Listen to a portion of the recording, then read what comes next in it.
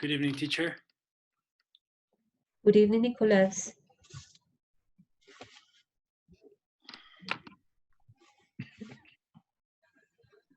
Good evening. Hello. Good evening. Good evening, Hello. Professor. How are you? Good.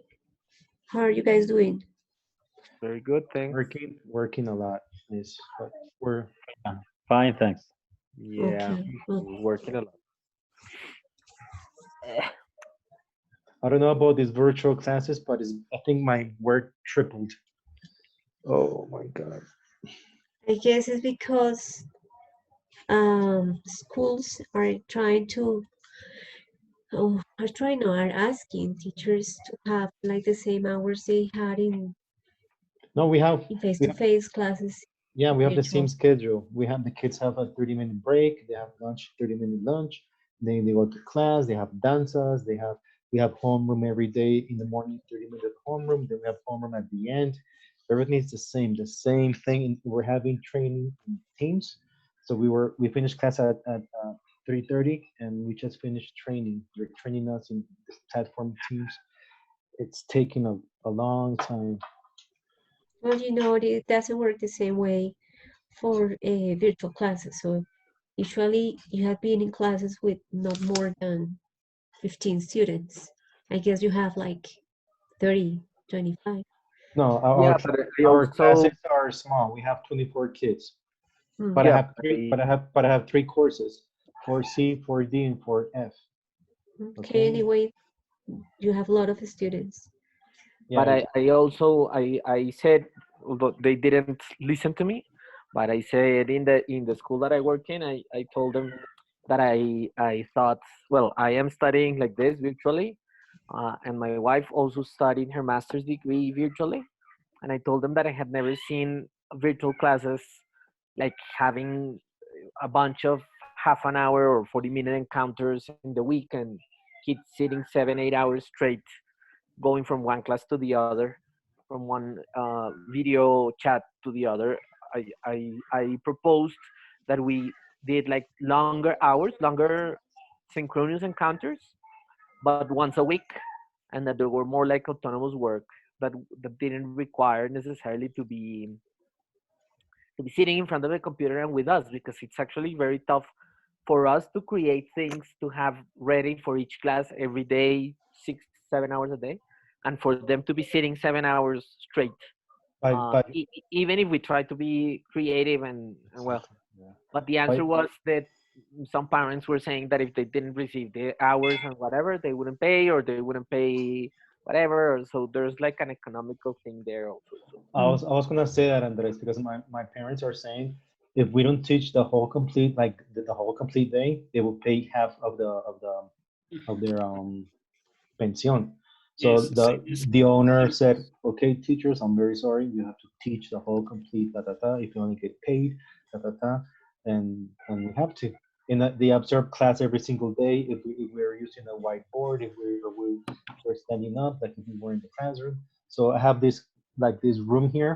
There I have a blackboard, my markers, like if I were in the classroom in the school. So it's been oh, in our case, we have worked like more dynamic things, and they've opened for trying to be a little bit more creative, and we are going to develop like some projects, like in project-based learning, for this last month of class, because we're a big calendar. So we came up especially with the lower grade, well, lower grades I mean in high school, so 6 to 8, like with some projects to make it like a little bit closer to the kids and well, whatever. and you know But what's funny? I still feel that having, I mean, half-hour classes and a lot of classes, and I mean, the thing is, both parents and some of the owners, not the coordinators necessarily or the teachers, but the owners, kind of, it's difficult for them to change like that paradigm of they have to see some concepts and some topics and like some things, and I was telling them like I don't see it that way, but parents just don't see it, and they say that if what kids about are not receiving the classes, they are not paying, or they are not paying the whole tuition, or I don't know, whatever. So at the end of the day, you just have to, we have to do it, but it's very demanding, because you end Uh, the day, and then you have to sit down to prepare the activities and the things for the next day, And not only and that, we and have you Theo never class. stop. I mean, I don't feel I feel that you never stop. And plus, teachers, parents are writing all day, and kids are writing all day emails. Now they think now, in school, like, you left and everybody forgot about you, and now they think that you are available the whole day. 24/7. So 24/7. sometimes 7, 8 at night they write, and if you don't answer, I mean, I don't answer, but then at the next day, she never answered. And you say, like, 7 at night is not the time to be answering emails. I'm not. Christian. And you know what's the problem, Professor and Andres? We're having entrega boletines next Monday, and it's going to be done virtually. Parent, teacher, I and we already have to. did. You already did? Wow, Yeah. So it was like 2 days meeting with parents it's through funny. Meet. You also need to check the type of activities that you are having your students work independently, because they, I mean, you should like work on assessment during the virtual encounters, for example, for reading or for listening, and try to have students work on writing Uh-huh. at home. But like, you need to reduce the number of activities that you have to Yeah, assess. I'm trying to be very communicative, and like, I'm trying to do like a lot of use different tools to try to make them like debate a little more, and more things in which we can interact, because I think it's terrible for me to be explaining something and talking and talking, and what I've left like of homework kind of is more like the reading part. That is, they have like the reading plan they have to read, and like written activities on the reading plan. That's what I've left of homework kind of, and I haven't left a lot of homework. And more in classes, I try as much as you can to be communicative, and to have a communicative class in which they at least interact with me. And I told my coordinator that I wasn't going like to try to, I mean, not that I was going to forget about the program, but I told her, I mean, there are things that are not going to be possible. I mean, in class I have 5 hours a week, and I'm the class that has more hours.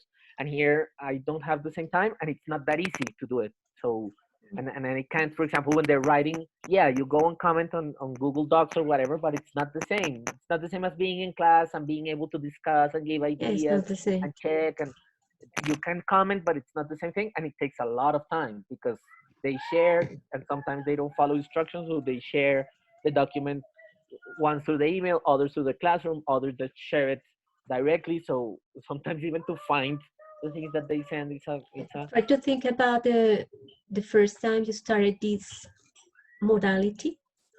Maybe it was difficult for you to get adapted to yeah, of course. new habits. So maybe your students are adolescents and children, so they will get distracted, and it's And also teacher, difficult for them. what What would about be you? best? Have you felt the difference No, between? no, because I know this we've been program doing is the same. virtual, so We've been oh, doing the okay. same, totally the same. Yeah. We had already all the things planned for the whole semester, so we are doing just the same. The only Business difference as is usual. that, yeah, the only difference is that I cannot go out as frequently as I used to do it. But you are used to this modality. You are adult, so you have self controls, and you are autonomous. It's not the same as teaching children using this Yeah, modality. but also I think, teacher, I know that we have other things to talk about, but I also think that parents are, I mean, it's very difficult for them to change like their way of thinking, and you have two extremes. So if you leave less things to do, they complain. If you leave, so it's very difficult to manage. I don't think it's the kids that much. I mean, yes, kids, of course, they are kids. Yeah, but at the end of the day, they do what you tell them to do, and they will. But the thing is that parents like don't understand very well what's happening, or just they have an idea in their heads of what school should be, and they're expecting the same thing in this modality, and it's very difficult to change their minds. There are people that are open, but there are a Supportive. bunch of people who are very Like narrow-minded and maybe you can discuss in the parents meeting like the most common complaints and suggestions and possible solutions. yeah, yeah. In our case, the good thing, well, the good thing, like quote unquote, is that we are calendar B, so we finished this calendar year the 31st or the 30th of of May. So we have a couple some weeks, and then we will have like the long break in the year, and well, then we'll see in August what's happening, and and depending on how we are from here to August, we'll make decisions. But we will have that break. So right now, what we said was we're going to work on projects. The projects are going to be like attacked from all the subjects, like to have less homework, but like to be a little bit more. Exactly. During the break, you can organize things better. So by the time you restart, everything is like more organized. Yeah, so we decided like let's finish with projects, like try to get this over with.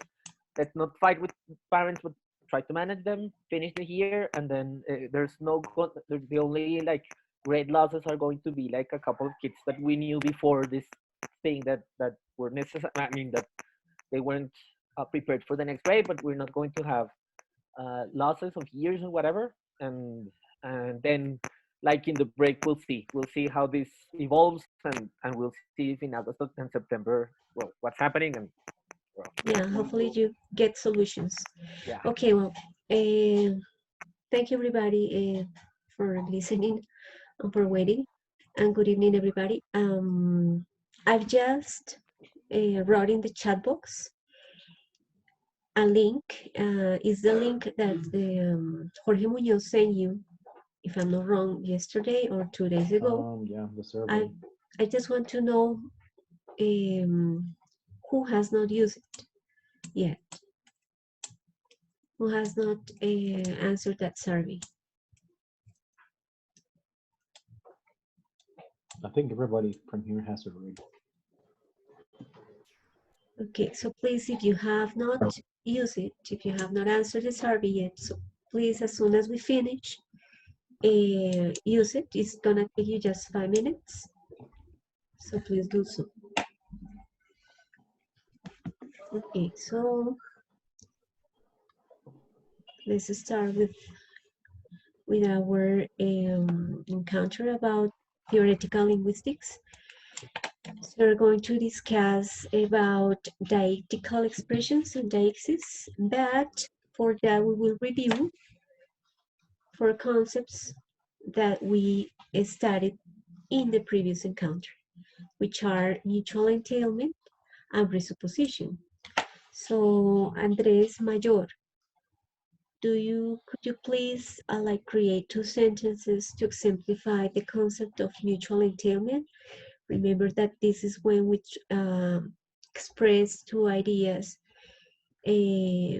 by paraphrasing, by using synonyms, or by expressing the ideas using similar words such as synonyms.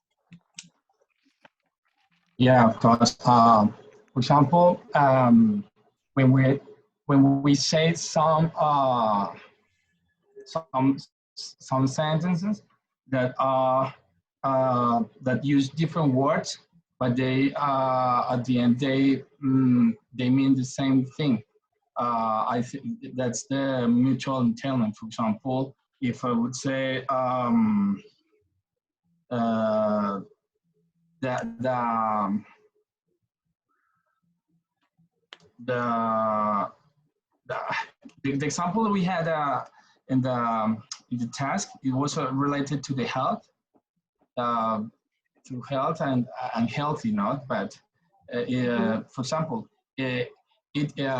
eating vegetables. That's just I tried to say something. Take your time. Eating vegetables is good for health. Okay, eating vegetables is good for health. And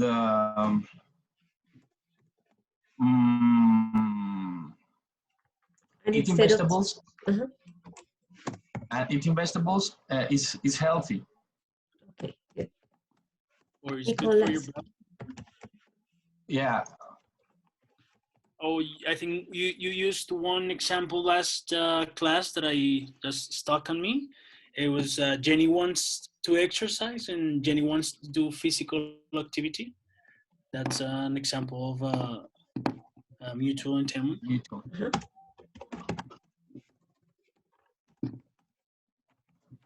Jenny wants to exercise and Jenny wants To do physical activity. okay.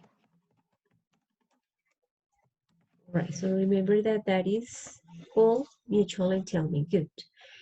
Julian. So we have presuppositions that are sentences in which we don't, we have two ideas and we entail an idea, we infer one idea in the whole sentence. So could you try like to create two sentences to exemplify that?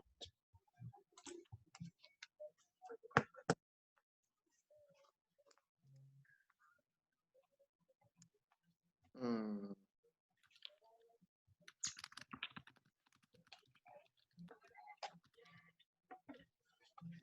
um, maybe the two sentences, the prepositional. Maybe to example sentence. Yes. The king of French is bald, so we assume that there is a king in French. Uh-huh. For example, I King think of the France. one from last class as well. I just remember them. I think one of our classmates says like my boss is a woman or is a good woman, and a good one could be an assumption we can make for that is that I think Andres said that you have a job. Yes, is that a good example? Uh-huh. Yes.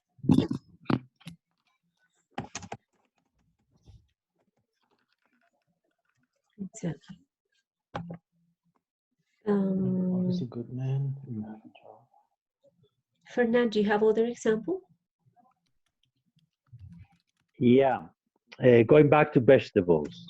Yes. Let's say that vegetables have a lot of vitamins. Vitamin. That's the first sentence. Vegetables have a lot of vitamins.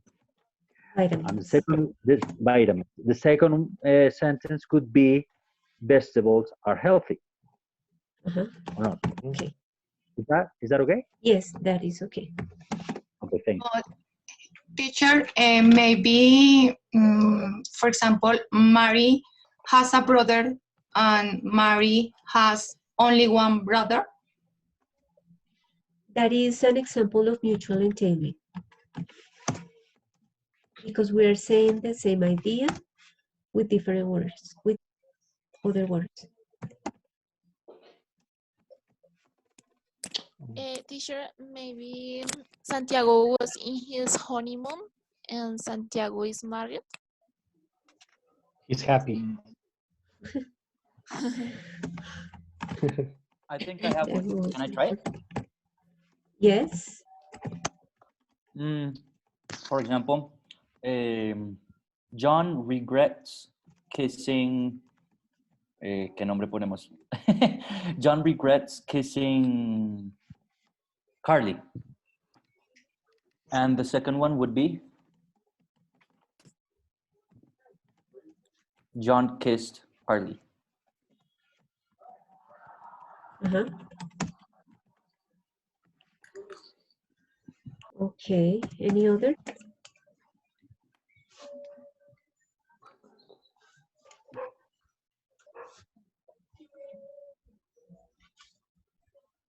well, anyway, you understood the information about mutual entailment and presupposition. So let's move to the information that you read for last week's task, which is about deixis, dialectical expressions, and how we deduce knowledge, how we deduce information from the listener.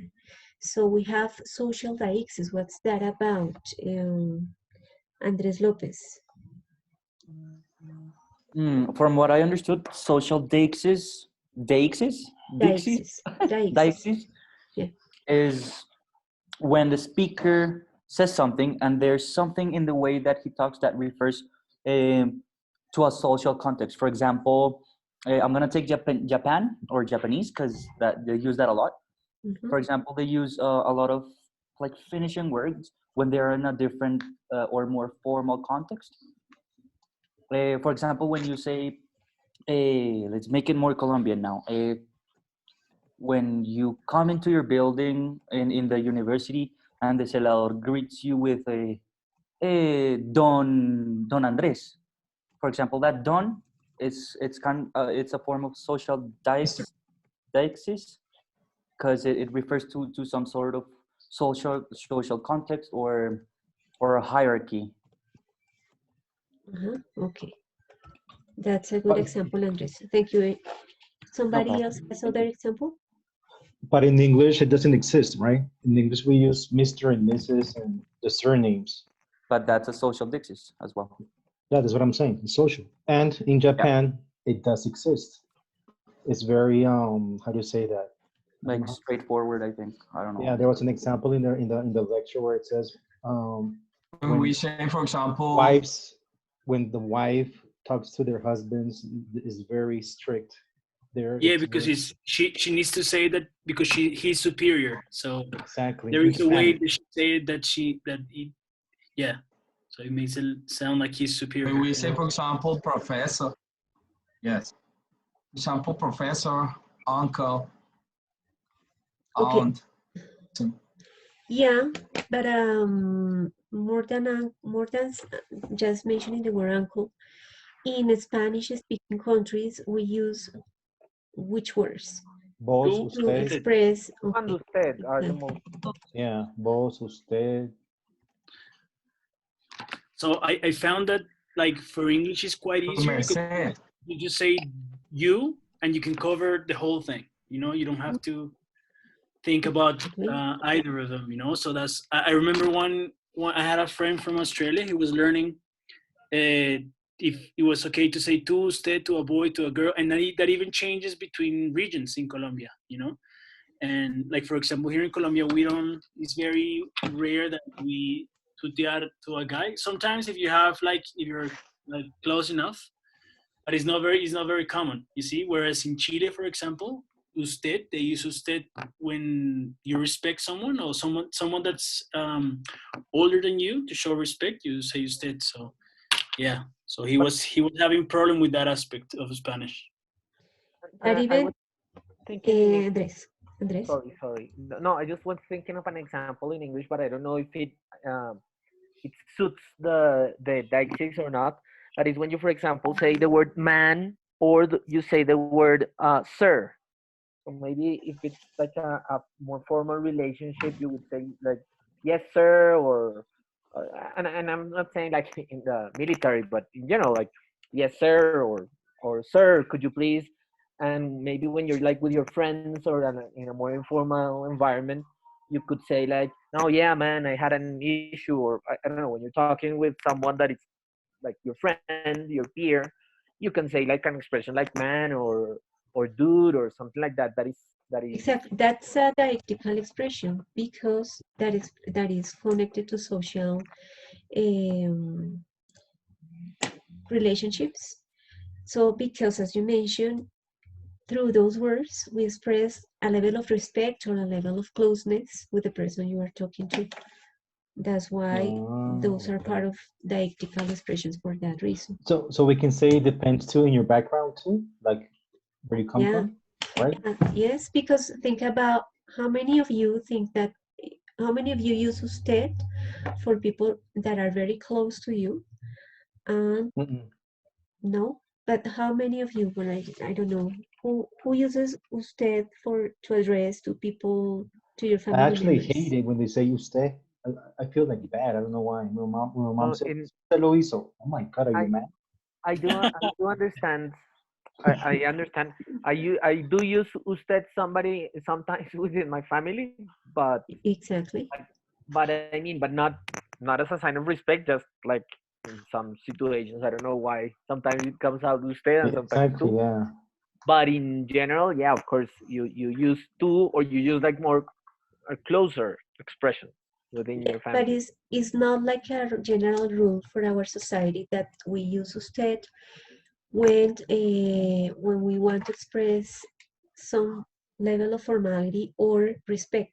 It's not a general rule. So Christian mentioned it, and it depends on each person's Background. Yeah. background. Yeah, like what was learned when the person was a child, And that what has was changed, taught. no? Because, for example, here in Colombia, like I don't know, our parents with their parents, the way that they addressed their parents, yeah, yeah, our parents addressed our grandparents in a Uh-huh. certain way that maybe now we don't address our parents, and our kids address us also in a different way. So it also has a lot to do like with the context and how the way like socially we've changed, because beforehand a lot of times the dad, especially the father, was seen like as a figure of respect, and kids wouldn't be allowed. Well, my father used to tell me that they couldn't like address their father in certain ways. They had to be like very respectful with their father Mm. when he was growing up. It used to be that way. How many of you think that the use of to is related to a close way of treating people, or try to like make Being the other formal. feel close to you? Actually, I feel better when they talk to me. Es que tú debes hacer esto. I feel much better. I don't know why. So But when they I when only they use when they to use usted, I really feel bad. in my case I only use to when there's a lot of trust. I mean when it's someone close. Okay. Yeah, it's, same here, and it kind of changed for me because when I was younger, I related to like to be like super friendly, like super like close. But now since I mean, since I mean years gone by, and I've kind of noticed that I've always used to, just because it's like more friendly in a way. But if it's a stranger, I wouldn't use to. I would just use did. I would just make sure they know I'm not their friend. You know, I don't know. It's something that happens unconsciously, but that's what Oh I my do. God, Nicolas, you have used usted with me, bro. Teacher, No, no, at the maybe beginning. Caro? teacher, maybe the use of usted or to implies change a little bit the vocabulary. For example, if I speak with someone in the context of usted, I can say ¿qué está haciendo? But I try to try someone in the context with to, I could say ¿qué estás haciendo? And I Yeah, but believe that it changed to the the idea in semantics is to find out when you use one and when you use the other. If you think that the use of to is because you want to be close to the person you talk to, or because you want to show respect, or because you want to show that you, these people feel comfortable maybe when we use to. It's for chaos maybe this way. okay, that in your case, but other people do the opposite. Like I have a friend, and she doesn't like to address to me by using to. She addresses to me by using usted, and she says she feels weird when she Mm. uses to, and she's very close to me. So it depends on Yes, each it's the But same with my best friend. We use usted and we use to. It's like what happened? you But know, you know, we are Professor, very friends. you Christian. know where it's very common in Medellin. They use a lot usted. It's very common. I was That about to say that it's very cultural too. Yeah. but it's also, as we mentioned, related to each person's ideas on what to understand means. Yeah, and what about the plural, ustedes? Because here in Colombia, it's not very common to use, like in Spain, for example, the pronoun vosotros. It's more common to use ustedes. Actually, now I say ustedes, I never say vosotros. Exactly. So, and how do you explain that those Hmm. ideas to your students when you're teaching, like the pronouns? Who, me? Yes. What do you tell your students when you're teaching the pronouns and you tell the students that in English we don't have a word for two and a different word for usted? How do I? What's the reason that you give students when you tell them that we have the same form in English? Well, in English, there is not that difference. You use the pronoun you for usted or tú. It's the same thing. Just a simple explanation. It doesn't exist a difference, right? And that there are other words to show Uh-huh. respect or a The formality, social like the ones that status you mentioned. or exactly the identity or the status of the person. You can use Miss, Mister. Um, Those titles, those right. titles. Good. And I guess learning about this, because to be honest, that when you asked that question, I didn't have an answer for it, because if a kid asks that to me, I'll say, okay, no, English is easier. You don't have to worry about tools instead. But now knowing about social diaxis, now I can tell them that there are different ways to address people if you want to show respect or not. Now I can have a real answer to that question. Okay. Now let's go to spatial deixis. What's that about? Is it the adverb? Oh, I'm sorry. Oh. Sure. Daliana, what you remember about spatial deixis? Yes, teacher. I understood that is referred to the location of the people that are speaking, and when we know it, the relation that they have, and we see in the conversations where the both of the persons are located, if they are Exactly. close or far. Or far away from you. Yeah, so it is a way to tell the listener how far or how close the object you are referring to is from you. So in that cartoon, which are the words that are examples of the spatial deixis? Chris? Can I say like these, this, right? Yeah, so you see all these leaves, so to mean that they are close, right? And if they were far, so Those. those, exactly. So Teacher, there could be there. there also, yes, Mm. there, but not in this case, because it's No, there, it maybe doesn't this is refer to This is doesn't refer spatial. spatial. to plates, but it is the complete expression there is. But there, Yes. in the way that we refer to the plates, so it's there, it means it is related to spatial deixis. It's an example. I, Um, I don't know. Andres? In this case, I'm seeing a like I don't know. In the case that where he does the expression, "Don't be a leaf, be a tree." I don't know if that could be a spatial deixis, meaning that it has meaning because they are in that situation and they are in contact with the tree and with the leaves and what I don't know. I'm just saying. I just want to No, understand. not because it doesn't express how close or how far you are from the object Okay. you are referring to. These Okay. these deictic expressions are used when we point at people or places or objects, or the other one is, yeah, people, places, or objects. So when we point at them, we use those expressions that I, tell. I, I Well, I was going through this material. I found something that caught my attention that has to do with what you just said.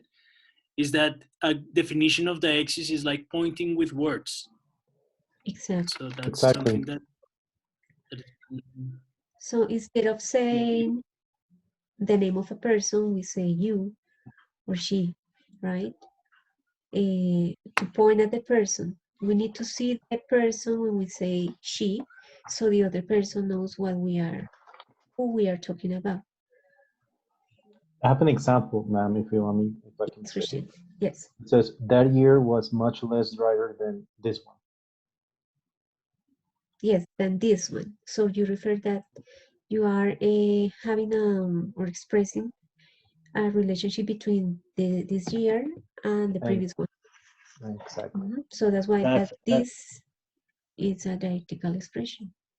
But that would be an example of not spatial, but timing, the axis or whatever.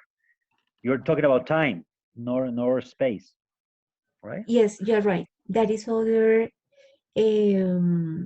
classification of dialectical expressions. We have Yeah, time, space, personal, and social. Yeah, this refers exactly. to time. Yeah. Okay. That's what I thought. Because with the spatial axis, we're talking about adverbs of location, such as Mhm. this, that, over Here. there would be a good one. Which one? Here, there, Here, here, there, over there, something like that. exactly. Okay. Thank you, Exactly. Fernando. Luisa, in this cartoon, which are the person dialectical expressions?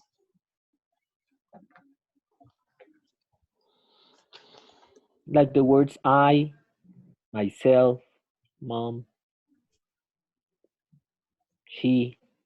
Object No? pronouns, you. personal pronouns, possessive pronouns. Y Which are the possessive personal? Yes, Paola. Yes, Paola. Possessive pronouns and personal pronouns. myself. But for Myself. example, mom is not a person that exists. No, because It's No. it's pronoun. not pointing at somebody's. If you say Yeah, I mom, understand. you have an idea of who you're talking about. Yeah, I But if you understand. say she, you are not pointing at the person, you don't know who you are talking about. I mean, what I'm I mean, trying to ask, the listener. sorry, maybe my doubt here that's why I've been trying to ask is, can you have deixis that are not necessarily like pronouns? For example, in this case, like could be words that are pointing to somebody that are not pronouns, or every time, for example, in the case that it's person deixis, they are pronouns. They are pronouns. Okay. They are pronouns. So yes, hi, here, and she, and it. Yeah, those are the ones. Okay. Now, But this is good for us as teachers, but not us to teach kids, right, ma'am? But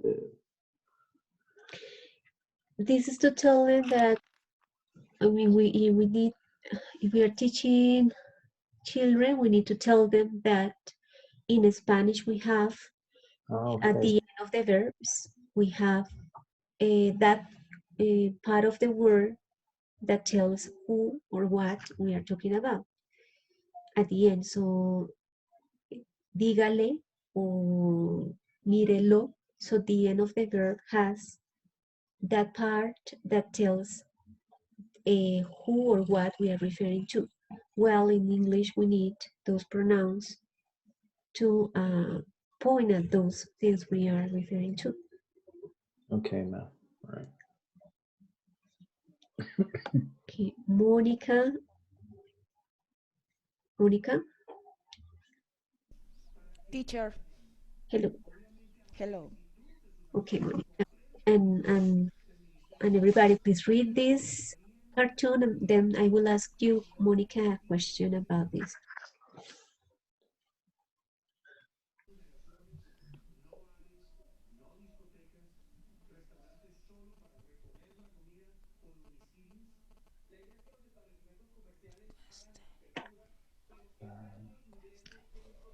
Is they exist?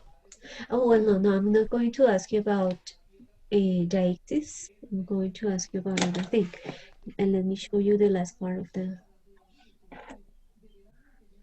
cartoon.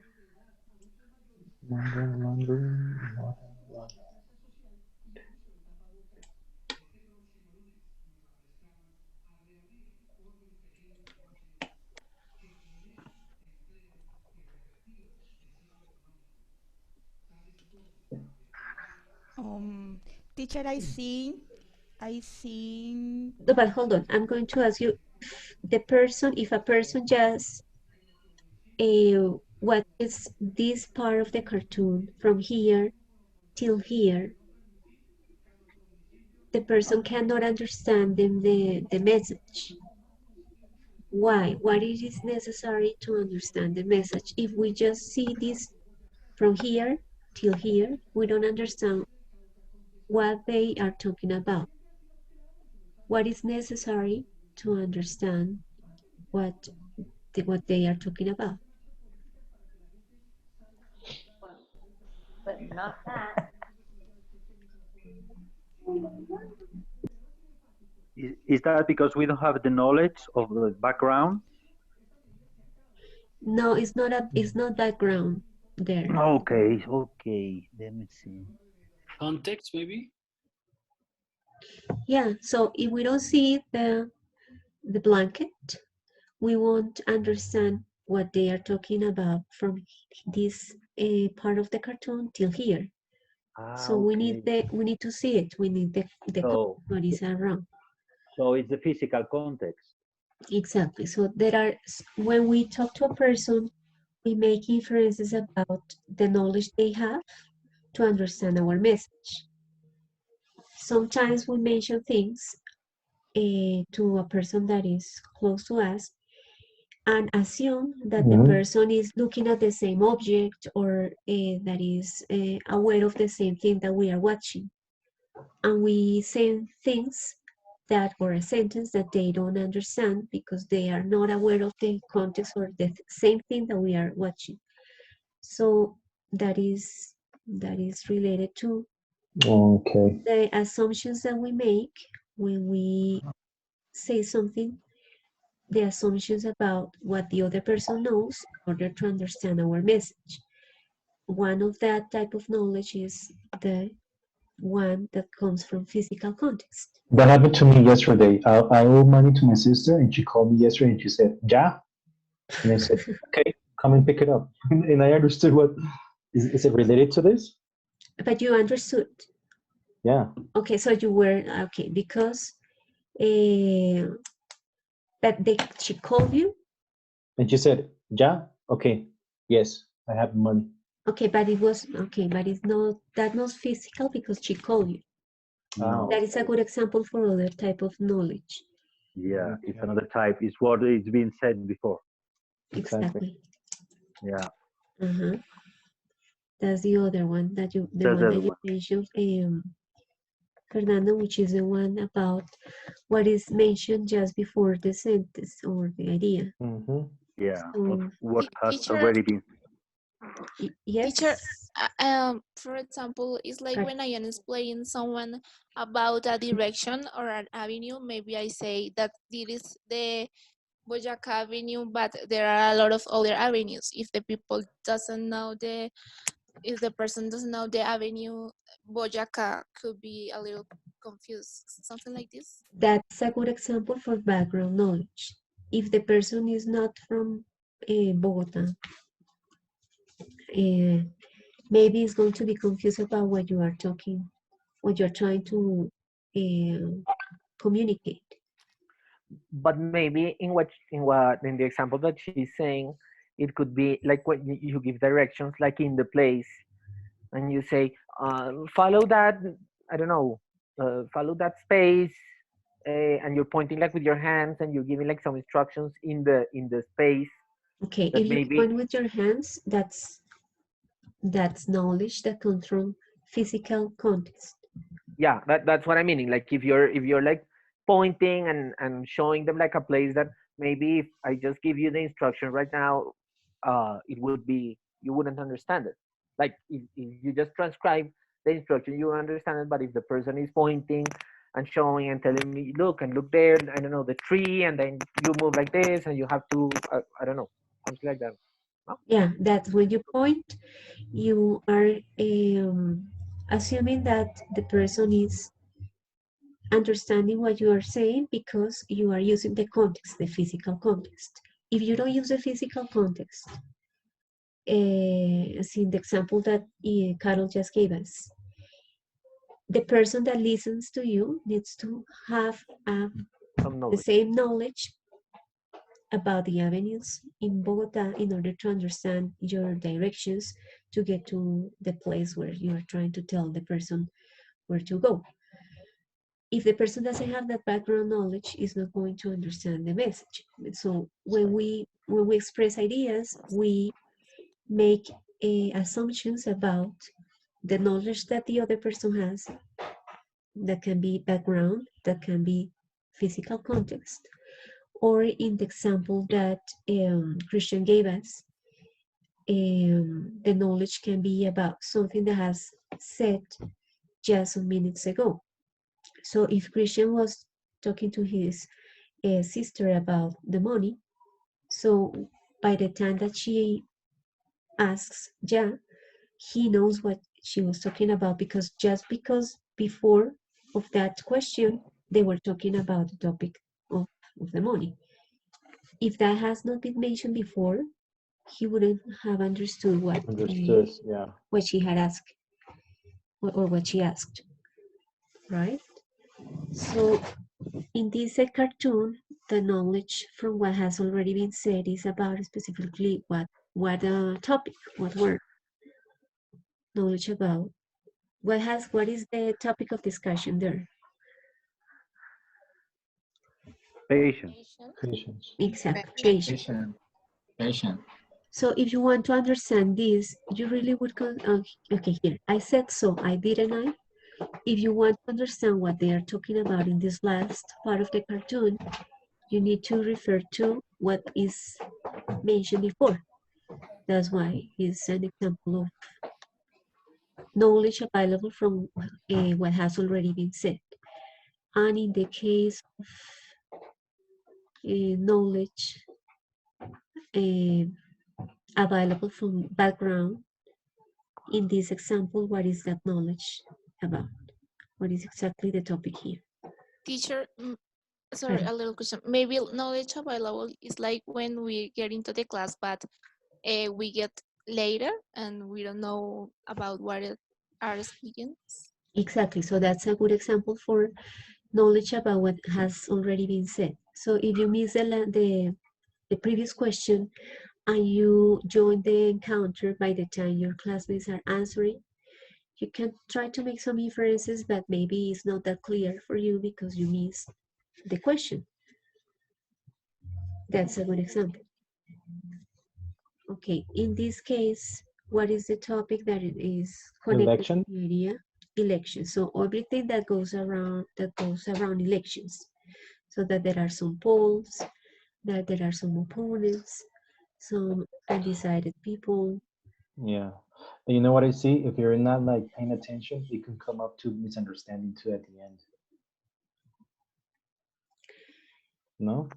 If they don't, if you're not like if you're not like in the dialogue, like following it, like I don't know, at the end, if you don't understand, there's a lot of misunderstanding there.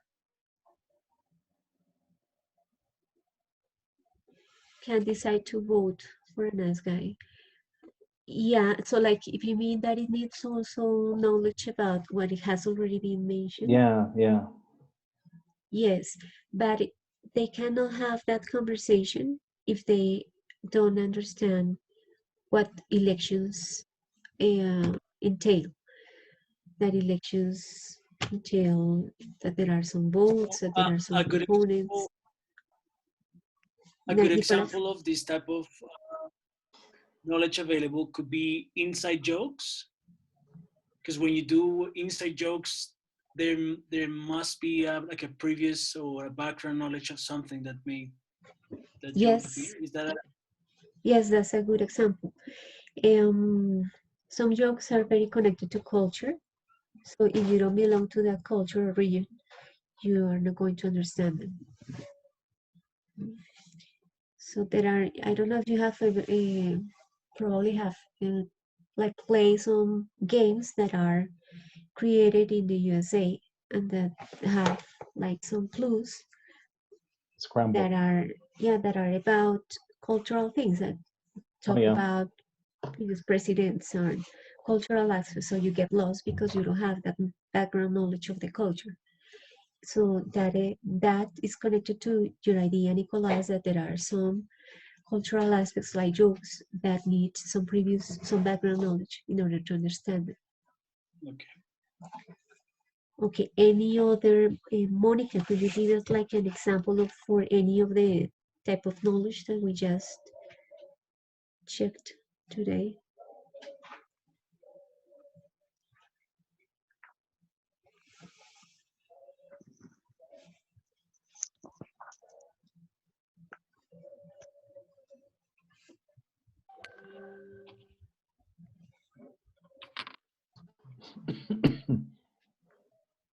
Or Luisa?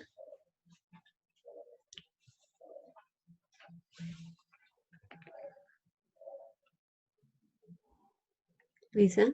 Please, Luisa is not here. Okay, any of you could like give us other example? Teacher, maybe with the bills in Colombia for people that is in foreign, it's weird when we have to always when we receive bills, we tend to check the bill. In other places, don't understand why we have this kind of use to check the bill, and only to we explain to them that we have to check because sometimes falsificate the bill. They understand, but at the moment that we see them to watch the bill, and they just think, but I see the bill is complete, is no break or something like that. But we always check the bill because in Colombia we need to confirm that is. Yeah, that's a good example, Daliana. Thank you. So if you are talking to other person or you eat out with other person that doesn't belong to this culture and you say, I'm going to check the bill, the person is not going to understand your sentence because maybe in the place where that person lives, it is not necessary to do that because everything is like, there is not that level of corruption, let's say, so Yeah. it's not necessary to do that. For example, this morning, go ahead, Nikki. Oh, sorry. Yeah, it's just I don't know if this is a good example for this type of knowledge, but in New Zealand, for example, when you want to say I pay, you say my shout. Yeah, my shout. But if you go somewhere else, you probably wouldn't know what you're talking about. Yeah. So that's a very key. It's a very Kiwi thing to say. Like no, mate, my shout. That's I pay. But because I tried, well, I didn't try to use it, but I was in America once, and I was with an American friend, and I said, no, it's my shout, and he was like, shout what? Like he didn't get it.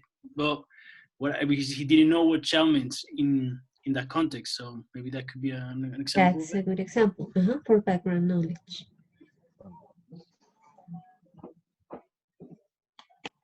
Okay, so is this clear for all of you, the three type of knowledge? Much better now, much better. It's like this morning I talked to my brother, he's in Canada, and I coughed. Then he said, oh my God, now you have it? That's another example, right, ma'am? Yeah. You thought I had the virus. From the background knowledge, yes. Exactly.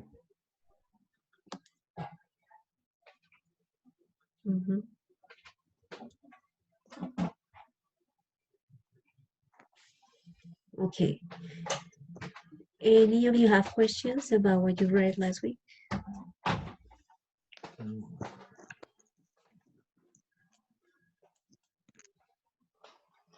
So we can say that person diaxis, it operates in three basic divisions, right? Speaker I, addressee you, and the others are he, she, and it.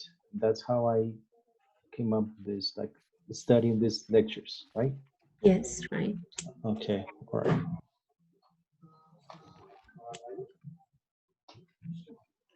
The readings that you have for this week are easier because are about a topic that we already checked in the first encounter, which is homonyms. One part of it is about homonyms.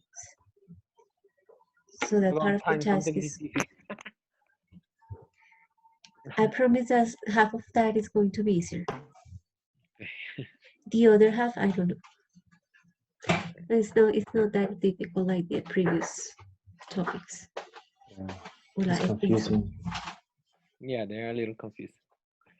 Especially they're confusing sometimes, like I told you last time, because you are. It's difficult, like to sometimes make like a mental image of things. So it's very, like, very out there. So you sometimes you have to like trying to make a mental image to understanding it, to understand the topic. It's sometimes a little bit difficult, like to organize your thoughts. I mean, Like maybe something like what Nicolas mentioned, that we don't reflect that deep about like the social meaning of things.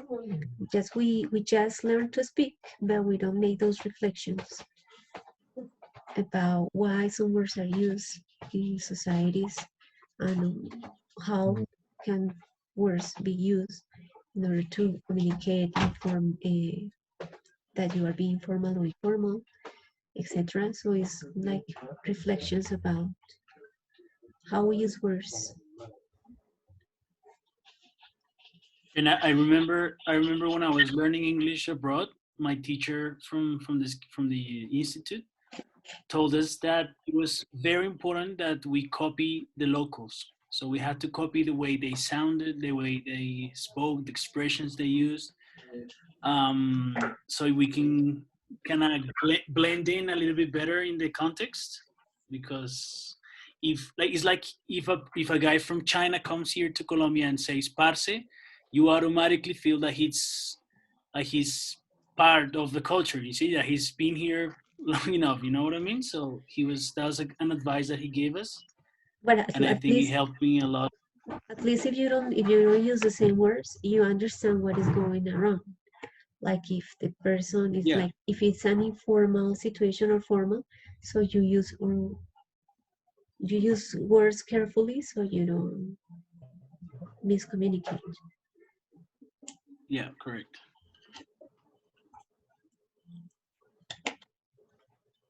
Okay, so that's all I wanted to share with you tonight. I don't know if you have any questions before we finish our comment. No, ma'am, thank you. No, madam, thank you. Sure. Thanks. Okay, Thank thank you you. all, guys. Please don't forget to use the link that Jorge sent you. Okay, ma'am. Yeah, I did already. Actually, yeah. Yeah, Okay, thanks a lot. yeah. You're welcome. To you, Mhm. teacher. Have a Thank you, good night, teacher. everybody. Thank you. Everybody. Good night, Bye. teacher. Bye. Bye-bye. But Bye-bye. Thank you, teacher. Bye bye. Bye-bye.